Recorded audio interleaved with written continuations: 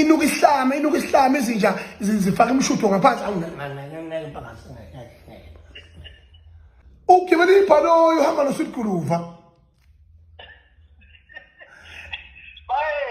hayi baba dlula bangibopho somizi bathwela amagushi bathwela ama Louis Vuitton bathi bangifaka ejele manje sakhuthuzwa lapha kuSweet Guluva wafika wakhankasa ngamabhinqa phakathi amabhinqa onke aya ngobuningi uthe phuma umuntu oqala mfice sango lesomizi imvunulo lethu isiko lethu impepho yethu ayikho into esinayo ngaphandle kwemvunulo isitabane sishaya iphelele labezithu iphelele bangazithi iphelele isibe mayika insimba zonke sifake ngisho ingwe ngala isitabane sithi siyagana sigane indoda sivunule senze nje bebelungile bekungasikhinijini ngithi ngiziya ngathi mina umuntu okholwa kaShembe ungawugqoka eMnazaretha noma ugqoka imvunulo yamakhosazana kwaShembe noma yamakhosikazi kwaShembe uyongena eklabhini nayo uphusishwana ngeke wehe manje ke thina siphetenta nini into yethu sivikela nini into yethu njengoZulu ukuthi ingasebenziseki noma kanjalo ngoba iyinto engaphekwa into zonke sinazo ngiyigugula do it abantu manje ayihambela manje zithwele imithwalo kumanje ukuthi kuhlala impilo kusomizi kwafanele ukuthwala imithwalo kwafanele kwasheshe kwayibhubela wabona ukuthi indiyasha yabona usile lokho wathwala imithwalo wafanele wahamba wavalelisa zonke ikamani zavalelisa manje ugibela ibhanoyi uhamba noSweet Guluva hayi bayakhweza basekhumela ukukhweza bayaluza khona eSouth Africa basekhumela ukukhweza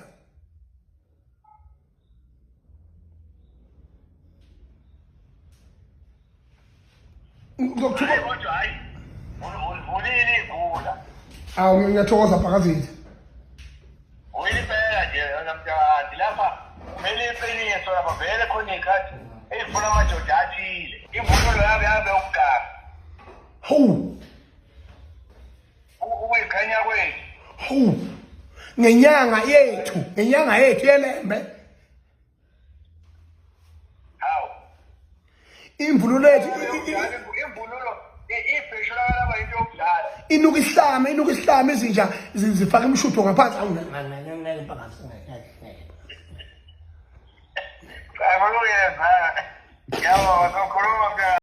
Hello, hi, welcome to Mgosa Semzansi. Uyaqhubeka ungizwe Mchunu nokuthuka Titabane sengukuthi Titabane vele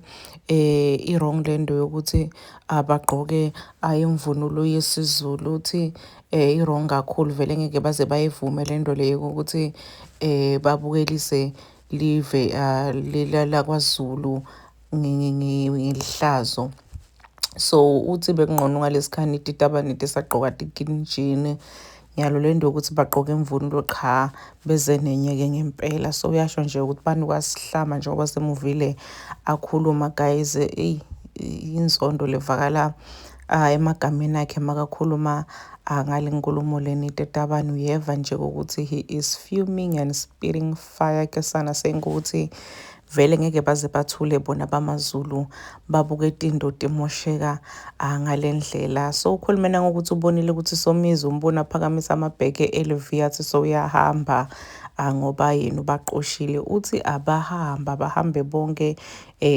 naSweet Guluva ngobe Sweet Guluva bekangamfuni but nyalo now that so umbona ungaphandle kube kangafuna ukumvotela uthe makabuya yena bese kamgona mbamba afuna kumfundisa lendi yakhe yebutabane. Hey ngisho bamdrega lapha enkundleni yokuxhumana ungizwe Mchunu bani bakhuluma kabi ngaye bathi wrong uyachubeka onokuthi khulumela but some defending ungizwe Mchunu sengokuthi uqinisile ungizwe because why Titabane tidlale ngemvunulo yakwaZulu. Please do comment what you think below down on the comment section. Don't forget to hit the notification bell. I'll see you in the next one. I'm signing out. So goodbye.